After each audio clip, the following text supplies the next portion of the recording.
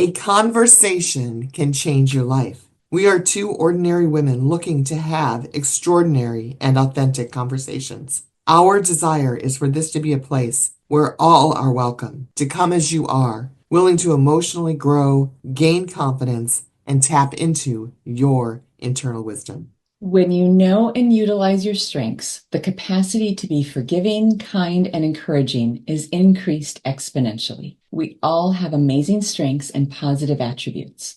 So let's learn from each other. We are delighted you are here on this journey with us and hope you will invite a friend to join you here. Welcome. Welcome. We are delighted that you are here. I'm Connie Wilder with my podcast partner, Sue Rickles, and our conversation today, our intentional conversation, is going to focus on the concept of mindfulness. Mindfulness is best defined as the purposeful, unapologetic awareness to a situation, to thoughts, to feelings. Sue, what would you like to add to that? Thank you, Connie. The thing I would add is non-judgmental, and that is just observing and taking in situations, emotions, feelings, our own and that of others, without judgment, just being present with. Thank you so much for that. Just being present. And so the mindfulness, that presence, is it a skill that we can develop? What do we want people to walk away with today, Sue? Great question. Yes, I think it is something. It's intentional and purposeful, as you alluded to in the opening, and that takes work. It takes us having to do it regularly, repeatedly. It's a practice. I personally don't think you ever achieve it. And it's something that we all can continue to improve upon. And that is really setting not only with our own awareness, but that of others. So when we're juggling life, how are we really present to what's in front of us right here, right now, without judgment, and just being aware of it? And I think that's the key, is when life is moving really fast, is just slow down just that much. And in that, I'm curious your thoughts on how that impacts how we show up and perhaps how others then receive us. Well, one of the ways in which it impacts us is, and I think mindfulness impacts everyone, it impacts us, like it impacts me personally, how if I can be mindful in a situation that's incredibly, incredibly challenging or difficult, can I be mindful to take the breaths, to take a drink of water? Can I be mindful to take a walk around the block if I need to? Whatever it is, can I be mindful of what I need to do? Can I be aware of what I need to do to keep myself incredibly well resourced? That's one thing that I know is if I keep myself resourced, well resourced, I'm going to respond in those situations far better than reacting. Does that make sense? Totally. And I love that you brought up resource, because resourced is working with our own nervous system. And what resource to me at least means is being mindful of our heart rate, of being grounded. So if we're angry or we're whatever that is extreme, then we're not resourced. So I often use the 0 to 10 that hospitals use, 10 being the worst feeling ever and 0 being nothing. If an emotion gets above 5, more than likely we're not resourced. If an emotion is 5 and below, like we all can have anger, and anger is not a bad emotion, but it is if it gets to a point where it's not resourced. And so that's the piece of, again, being mindful of where our nervous system is at, what we're experiencing, how then we can care for ourselves so that we can truly be present to what's in front of us without judgment, without trying to control or change it, but to just be. What are your thoughts on that? Yeah. Yes, yes, Anything yes. else? It makes me think of the meditation I did this morning. In fact, I did a meditation with my husband, and he is an amazing guy. He's a champion of a human being, which you know, my husband, and that's who he is. That's what I love about him. I love the way he sees the world. Well, we do this 3 minutes. It's actually 3 minutes and 29 seconds is our process because I love the number 29. And I'm a 29er. I'm born on the 29th of a certain month, and I'm friends with others who are born on the 29th of other months. And so notice I did not say my birthday there, Sue. So Eric and I do this meditation for 3 minutes and 29 seconds. 3:29 is what I set that clock for. And then after the meditation, which is an audible inhalation in and an audible exhalation out, and I find myself judging my husband even on the way in which he is audibly exhaling. Not good, not good. And so I'm aware of that. I'm working on it. And what we follow that process up with is we follow it up with intentional I am statements. So whatever I say, Eric has to repeat. And then whatever he says, I have to repeat. So the meditation goes on for about, maybe like 6 minutes total, which there's 6 minutes in our day. Absolutely. There's 6 minutes in our day. And so whatever we meditate, just a pure straight up meditation for 3 minutes, and then we followed up with these I am statements. Well, in the spirit of not judging, because that non judgmental piece is critically important, today Eric said, I am a bowl of cereal. And I was like, what is he talking about? Like, my only job is to repeat whatever he says. So I repeated it. And then he went on to say, I am crunchy, I am tasty. And I'm like, whatever. I don't know what you're talking about. Anyhow, I really don't know what he's talking about. And so, yet the purpose of that presentation, or I'm sorry, of that meditation is to be present and to be non judgmental. So my only job is to repeat what he said. And in a way that only my husband can do, he was incredibly purposeful and intentional about that meditation. And even those down to the words that he spoke at the end of the meditation. And so I thank him for that. That's so beautiful, Connie. Whether or not those words meant something to him or not, we don't need to know. There was no judgment. There was just repeating back. What a beautiful exercise. And I think that's what the majority of us want when we're talking to someone, is for them to mirror back what we're trying to express. And often, and I think I just did it right here to you, is I went to this place versus mirroring back what you just shared that was so beautiful.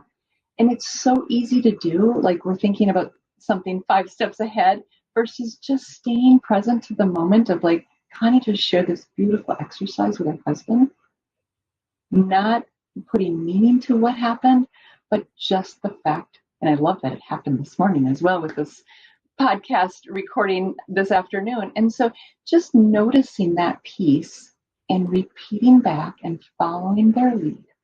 What a great example of what I see as mindfulness, is really being present, not somewhere else, not onto the next topic, but repeating back what he just said. Lovely. Wow, wow.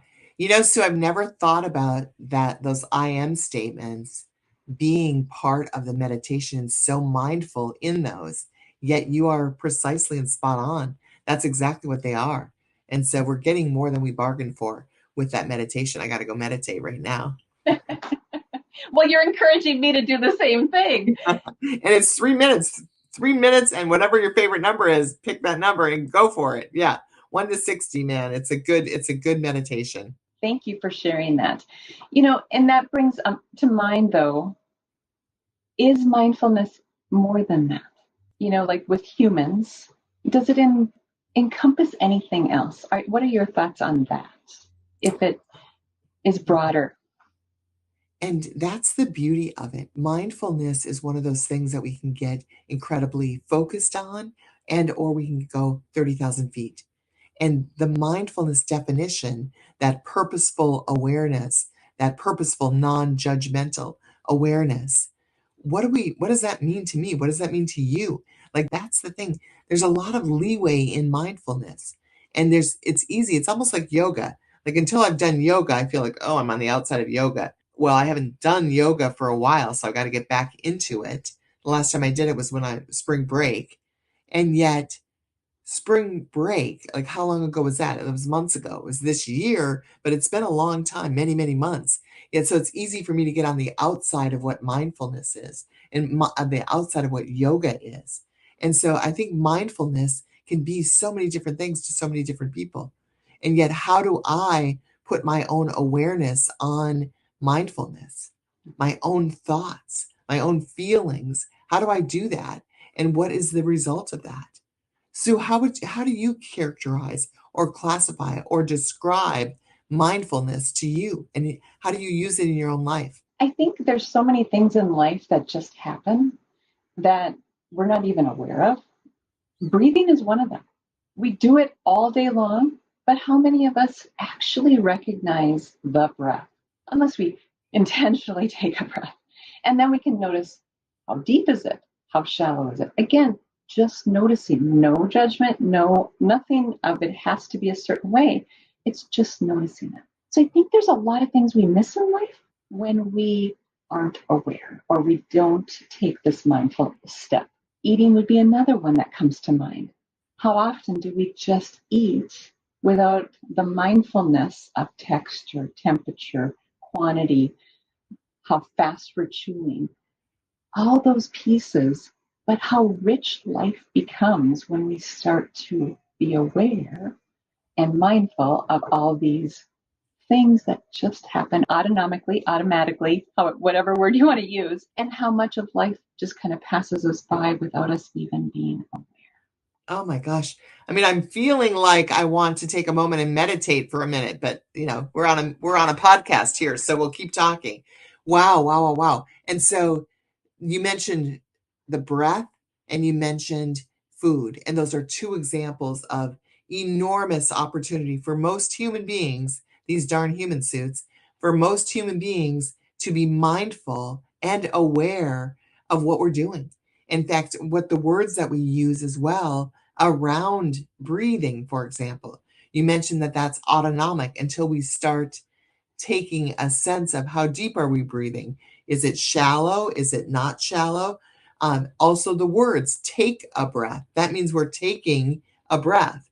Well, that whole concept of take, does that mean we're giving a breath when we exhale? I don't know. And yet, how can my awareness feed that? And what are the words that I tell the stories to? You are spot on, Sue. In fact, when you talk about the mindfulness and the awareness piece of breathing, of eating, we have so much to learn. And there's so much to learn in general in this lifetime. There is, and I don't think we ever achieve it all. And so being compassionate to ourselves and still working towards learning and growing each and every day. So when you think about the benefits of mindfulness, does anything come to mind to you? Are there pieces that you have benefited from, maybe even just through your meditation in the morning, that you think has impacted you? Well, some things that mindfulness that I know from the work that I do, mindfulness actually helps lower the stress levels. Research has shown that it lowers the stress level. And so they've taken a look at some of the cortisol levels, some of those levels of hormones that do not produce a better version of Connie or a better version of ourselves. That's one benefit, is lowering the stress level. And I can feel that. I have felt that in different situations. And then so a couple of other benefits. Number two rather, is it improves focus. Meditation can improve focus. So many people ask me, Connie, in my work, they ask me, Connie, help me multitask better. And I want to tell you that the opposite of that is the benefit, the ability to focus, because the human brain cannot focus 100% on two things at one time. We cannot do that. And so yet that intentional focus is what allows us to ultimately, hopefully, give a better product, give a better end result to whatever it is we're talking about. And so I want to share that. And then also I want to share that emotional regulation, the down, down, down, down, down. I'm going like this, down, that emotional regulation of, perhaps it's back to that a window of resource or window of tolerance that you spoke of earlier, Sue. And so I know that mindfulness helps that also. And then also our overall well-being. When I'm being mindful, I've got room in my life for the non-judgmental. And I want to be so aware of that. And then also mindfulness impacts everyone. It impacts everyone. When I'm mindful, I need to be mindful that it impacts everyone. Thank you, Connie. You're spot on with all of those aspects. And I want to go back to that window of tolerance, because when we're in this down, down, down state, it also reduces cortisol, which, like you mentioned, is that hormone.